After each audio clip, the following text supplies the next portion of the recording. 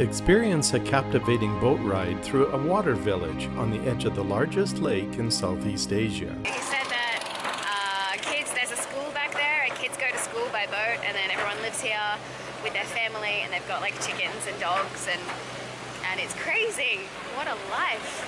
The floating house, yeah? Oh my goodness.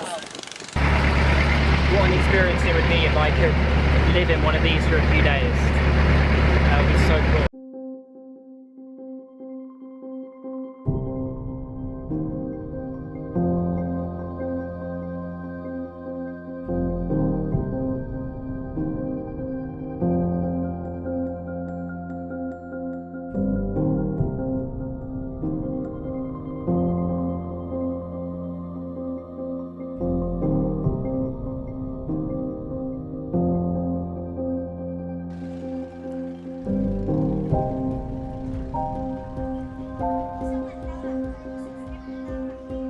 If you look at histories of war, Cambodia, Laos, Vietnam went through tumultuous time, to say the least, over the past 50, 60 years.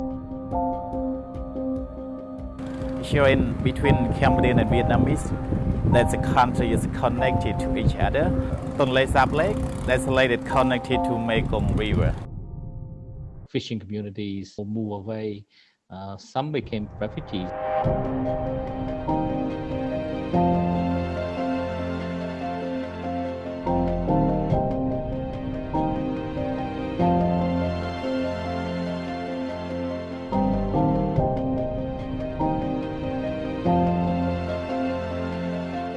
It used to be natural habitat, particularly during the 1980s when fish were plentiful. People who actually lived their life on the lake was actually doing a lot better, and they have access to protein. Food, which was in the 1980s was not everybody have access to good food. Cannot be. It's not sustainable. As I said, I mean, you have the whole communities coming under too many attacks from too many fronts.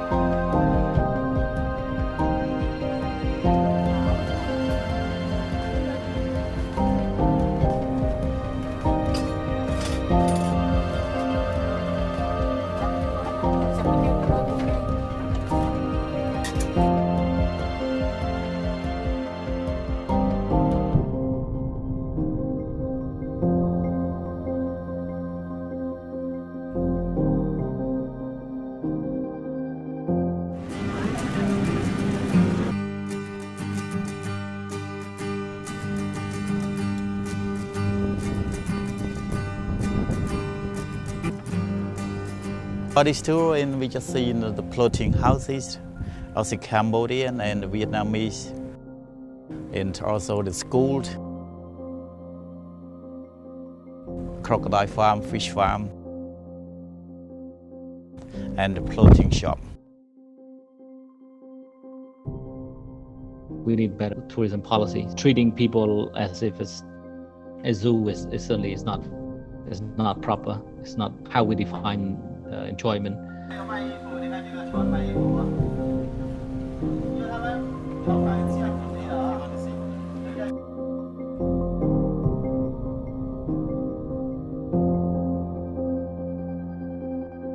I was really interested in going beyond the typical tourist spots to really see people in the country and what life is actually like. And I was particularly curious to kind of get a feel for what life is like inside a slum. With a very positive experience, and I felt like I had a much better understanding of the area and of the people.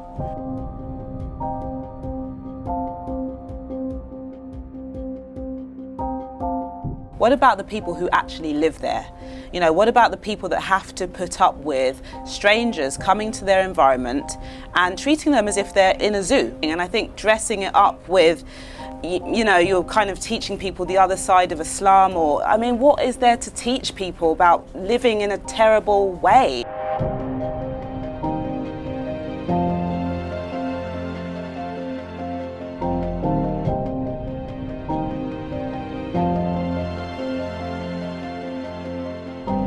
I think there's better ways to benefit from tourism, the beneficials of connecting and exchange of culture. When you visit Paris, for example, you don't treat Parisian for entertainment. You're basically treating them equal.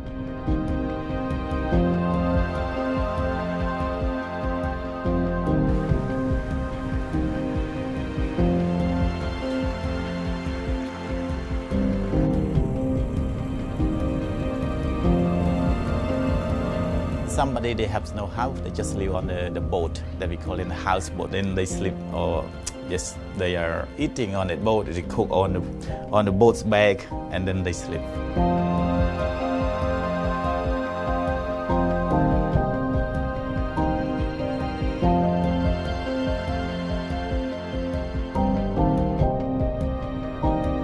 Much of the water level has been receding every single year. The flood forest that was dependent upon fish to spawn has been clear for land grab and other agricultural activities, including chemicals being used, fertilizers. That's not healthy for the fish. And there's so many dams along the Mekong has been built, and there's a lot more in the pipeline, and that has threatened the lake sap itself.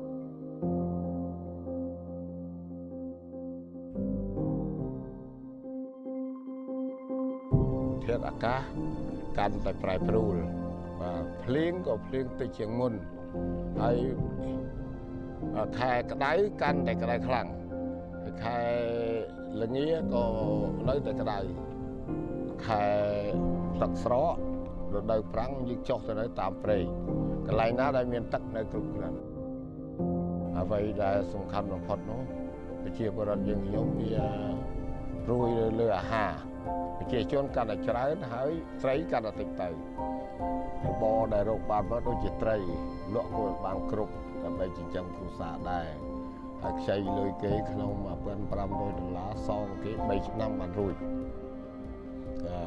ប្រជាជននៅក្នុងភូមិនេះប្រហែលជា50គ្រួសារបានចាក់ចេញទៅនៅខាងលើធ្វើស្រែធ្វើចម្ការណាទូតបាយមហូបស៊ីឲ្យគ្រប់គ្រាន់គ្នា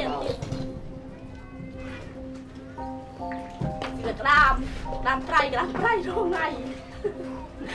ទៅគឺក្តាមប្រៃរងកាក់ក្តាមទៅវិញមកតបានគេមកម៉ែក៏មកតបានមី2នាក់ទៅធ្វើការមិនតនេះដូចខ្ញុំដែរនេះ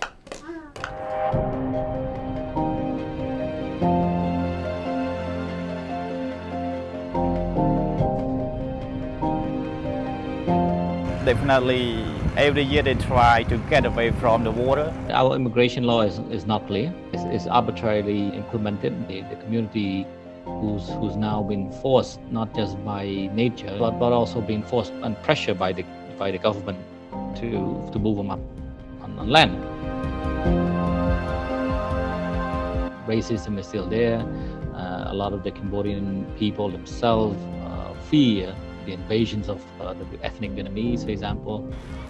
Anti-Vietnamese sentiment runs deep among some in this area. Concerns about illegal immigration and political influence from Vietnam have raised tensions across Cambodia.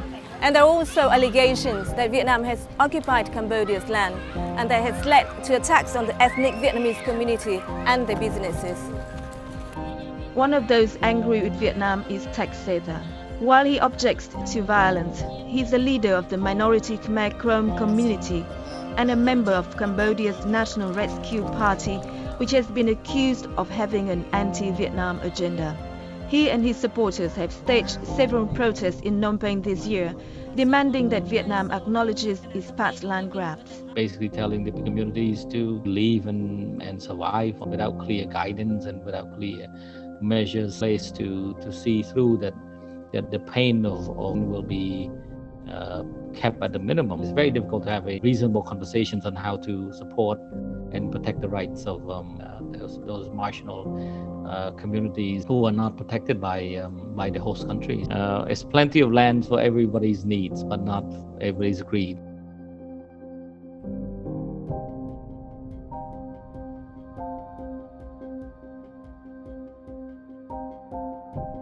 Of course, I think the tourism dollars has actually helped sustaining some of it by providing supplemental income. Certainly is not going to last. I'm one of the rare advocates in the country who doesn't believe in tourism as a cornerstone of our economic policy. Teaching your people to no longer be genuine, to no longer focus on what really matters to the community itself, but what's matter to the eyes of the tourists. And how do you live your every single day life being watched, being conscious of every move, knowing that you're being watched.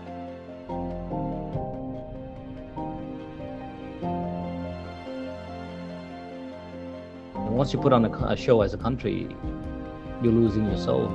Once you're starting to sell your people for dollars, there's no way the country can truly develop in the proper way.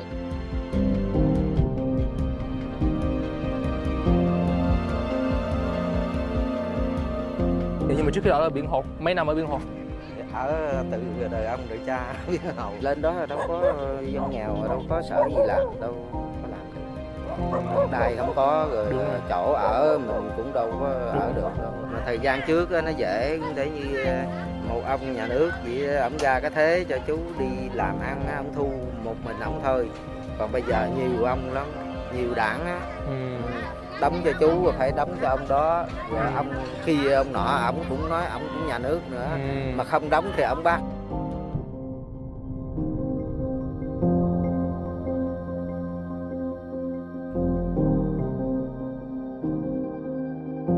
Mass tourism tend to go to well-organized, usually owned by quite a few people. Of course, I think the workers benefit from it. There's those. I mean, there's no good solution. I mean, to be frank. So you're not hoping to end tourism as an industry. You're hoping for tourists to behave in a more responsible way, because expecting that from the government is going to be, you're not winning any day. You're not winning any day.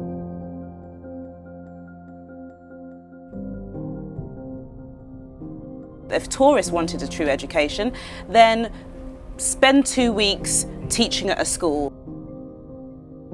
Do something that is actually immersive. A couple of hours walking around and looking at people, and you leave and go about your holiday.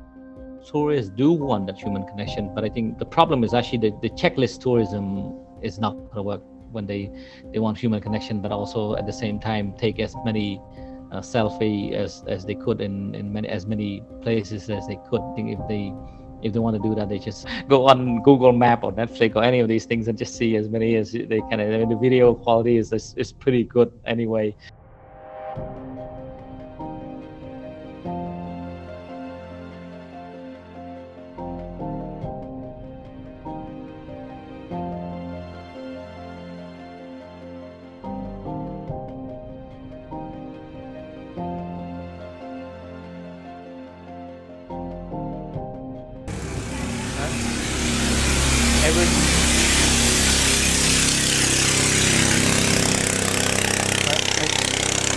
Every few moments, there's a boat that whizzes by. So how can they learn?